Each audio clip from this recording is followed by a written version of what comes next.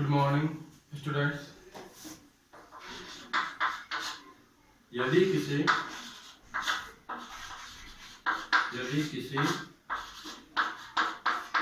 आव्यूह में 10 अवयव है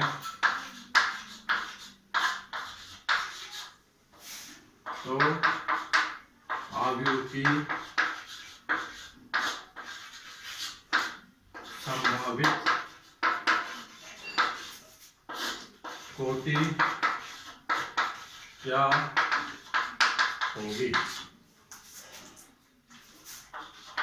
हमें यहाँ पर अवयवों की संख्या दिया हुआ है। अवयवों की संख्या को हम m गुना n से लिखते हैं, अर्थात m गुना n बराबर 10।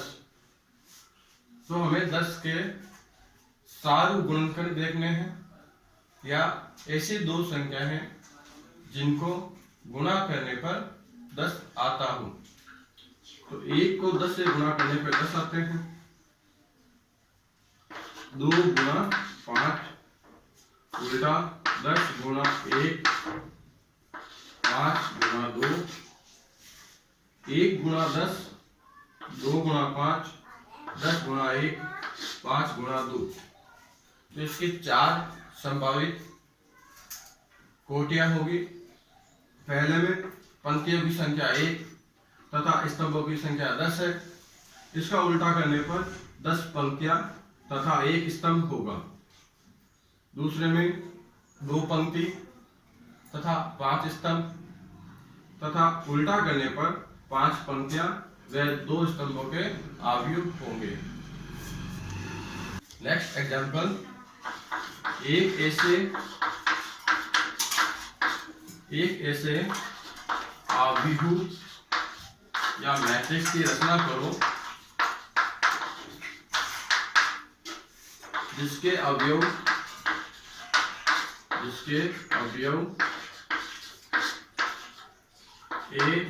aij बराबर 1/2 मोड 3i माइनस j द्वारा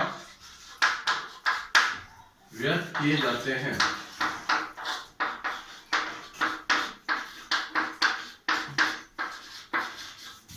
एक ऐसे 2 गुणा 3 के अवयव की रचना करो जिसके अवयव aij बराबर 1/2 मोड 3i माइनस j द्वारा व्यक्त किए जाते हैं। तो हमें 2 गुणा 3 की कोटि का एक आव्यूह बनाना है जिसमें 2 पंक्तियां तथा 3 स्तंभ हो। इसकी हम पहले एक जनरल मैट्रिक्स लिखते हैं। मैट्रिक्स A इक्वल्स टू 2 पंक्ति A11 A12 A13 A21 A22 A23। पंक्ति फर्स्ट, पंक्ति सेकंड, स्तंभ फर्स्ट, स्तंभ सेकंड तथा स्तंभ थर्ड। तो यह एक व्यापक या जनरल 2 पंक्ति तथा 3 स्तंभों की मैट्रिक्स है। तो हमें ये अवयव ज्ञात करने हैं। तो सबसे पहले हमें A11 ज्ञात करना है। हमें जिस सूत्र द्वारा मैट्रिक्स को व्यक्त किया गया है वो सूत्र 1/2 मोड 3i माइनस j। हमें पता करना A11 तुलना करने पर पहला i की वैल्यू 1 होगी तथा j की वैल्यू भी 1 है। पुट करो 1/2 3 गुना 1 i की जगह पर 1 रखा माइनस j की जगह पर 1। हल करने पर 3 गुना 1 3 माइनस 1 2 1/2 गुना 2 अर्थात 1। अब पता करेंगे हम नेक्स्ट अवयव A12। यहाँ पर I का मान 1 है तथा J का मान 2 है। आगे जो होगा I का मान होगा, उसके बाद वाला J का मान होगा। तो I का मान 1/2, I का मान 1 तो J की जगह पे 2। 3 गुणा 1 3 माइनस 2 1, 1/2 गुणा 1 1/2। A13 I का मान 1 होगा तथा J का मान 3 होगा। I का मान 1, J का मान 3 हो गया। 1/2 गुणा 0 बराबर 0। हमें A21 A22 तथा A23 का मान पता करना है। तो A21 I का मान 2 तथा J का मान 1 होगा। I का मान 2 तो 3 गुणा I का मान 2 है अर्थात 3 गुणा 2 माइनस J तो J का मान है 1। तो 3 गुणा 2 6, 6 माइनस 1 बराबर 5/2।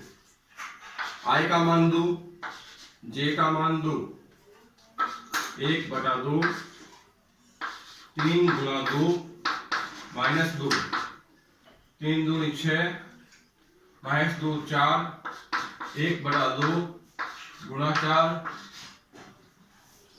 A23 ज्ञात करना है। I का मान 2 तथा J का मान 3 है। I का मान 2 रखेंगे, J का मान 3 रखेंगे। तो 3 दूनी 6 माइनस 3 3, 1/2 गुणा 3 बराबर 3/2। इसको मैट्रिक्स के रूप में लिखने पर पहले A11 लिखेंगे, A11 1, A12 half, A13 0, A21 5/2 2 और 3/2। अब हम पढ़ेंगे मैट्रिक्स के प्रकार। मैट्रिक्स के प्रकार, type of matrix, type of matrix. सबसे पहला इसमें है पंक्ति मैट्रिक्स, पंक्ति आव्यूह या रो मैट्रिक्स। पंक्ति मैट्रिक्स ऐसी मैट्रिक्स जिसमें केवल एक पंक्ति हो या ऐसा आव्यूह जिसमें केवल ऐसा आव्यूह जिसमें केवल एक पंक्ति हो, उसे हम पंक्ति मैट्रिक्स कहते हैं। उदाहरण 1 2। इस मैट्रिक्स में केवल एक पंक्ति है, 1 2 3 4। इन दोनों उदाहरणों में केवल एक ही पंक्ति है, तो इसे हम कहेंगे पंक्ति आव्यूह। इसमें स्तंभों की संख्या कितनी भी हो सकती है, बस पंक्ति की संख्या एक होगी। तो इसकी कोटि, कोटि पंक्तियों की संख्या गुणा स्तंभों की संख्या। यहाँ पे पंक्ति की संख्या 1 है तथा स्तंभों की संख्या अनिश्चित है, तो व्यापक रूप में हम स्तंभों की संख्या n लेते हैं, तो इसकी कोटि 1 गुणा n होगी।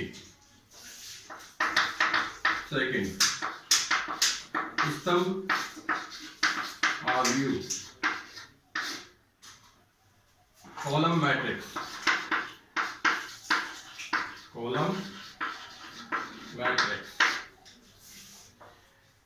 इसी प्रकार से ऐसा आव्यूह जिसमें केवल एक स्तंभ हो, ऐसा आव्यूह जिसमें केवल एक स्तंभ हो, उसे हम स्तंभ मैट्रिक्स, कॉलम मैट्रिक्स कहते हैं। एग्जाम्पल 1 2 4 5 6।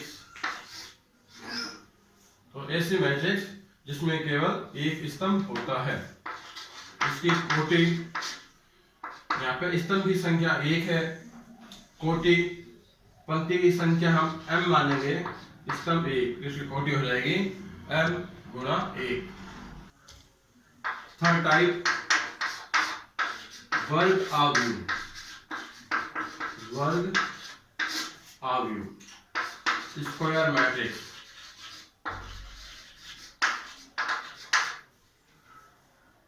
ऐसा आव्यूह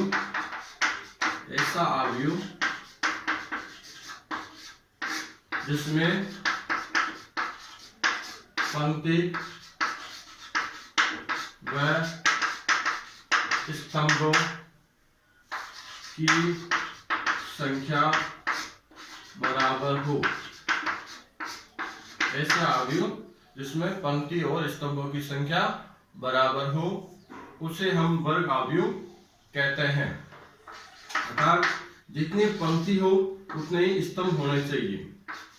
तो इसमें 2 पंक्तियां व 2 स्तंभ है।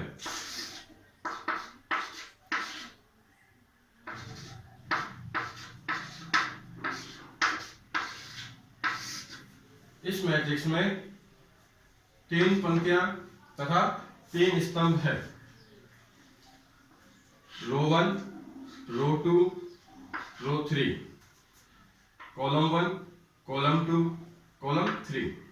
तो इसमें पंक्ति व स्तंभों की संख्या बराबर है। तो इसके अंदर होता है m बराबर n। तो इसकी कोटि होगी m इंटू m। अगला प्रकार है विकर्ण आव्यूह, विकर्ण आव्यूह, डायगोनल मैट्रिक्स।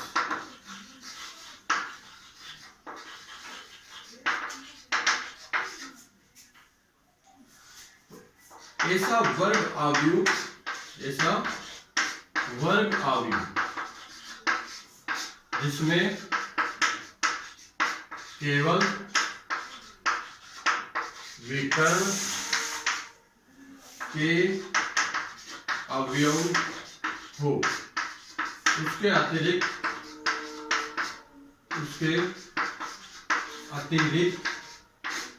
शेष सभी अवयव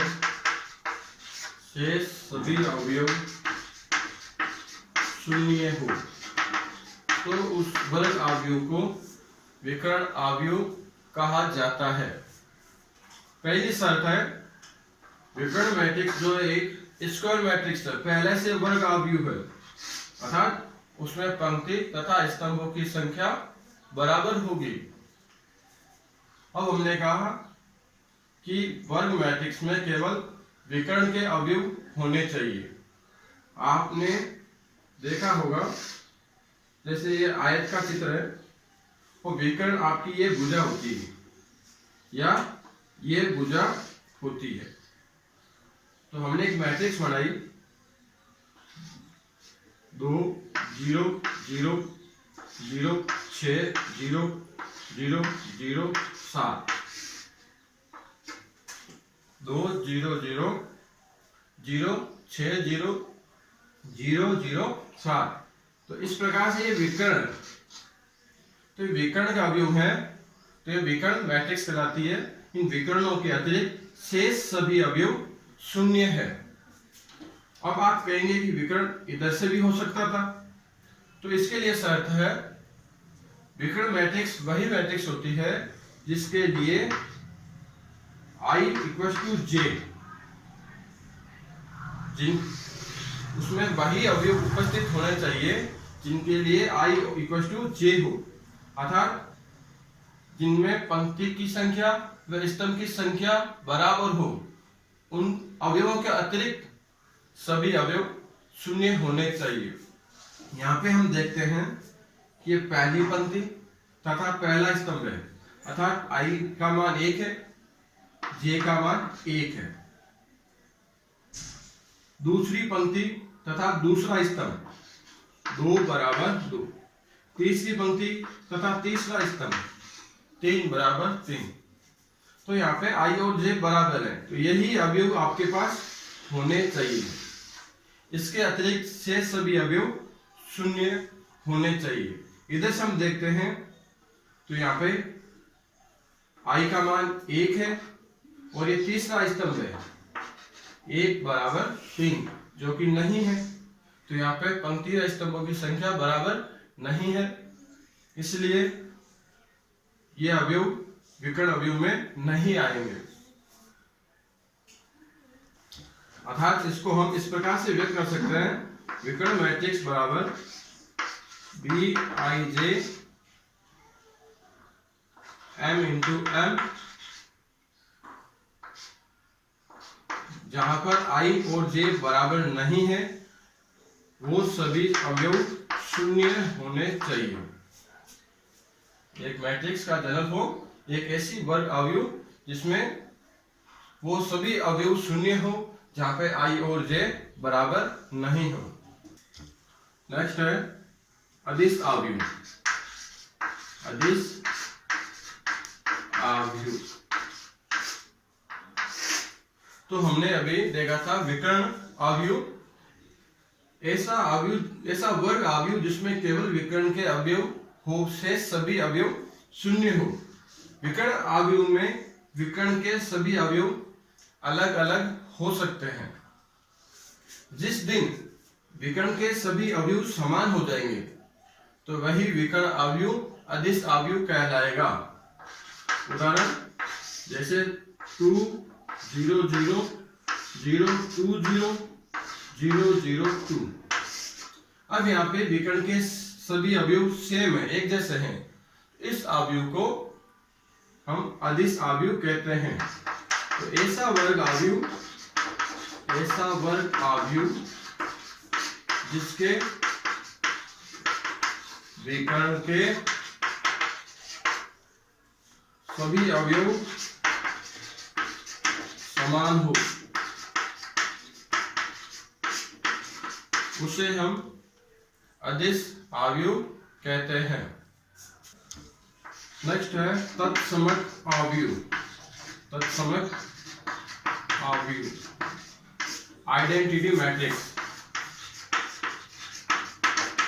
आइडेंटिटी मैट्रिक्स जो होगा स्केलर मैट्रिक्स।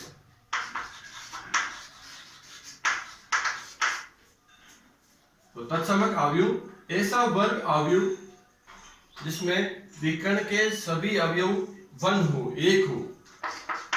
ऐसा वर्ग अवयव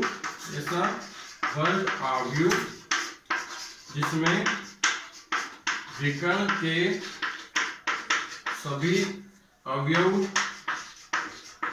1 ही हो।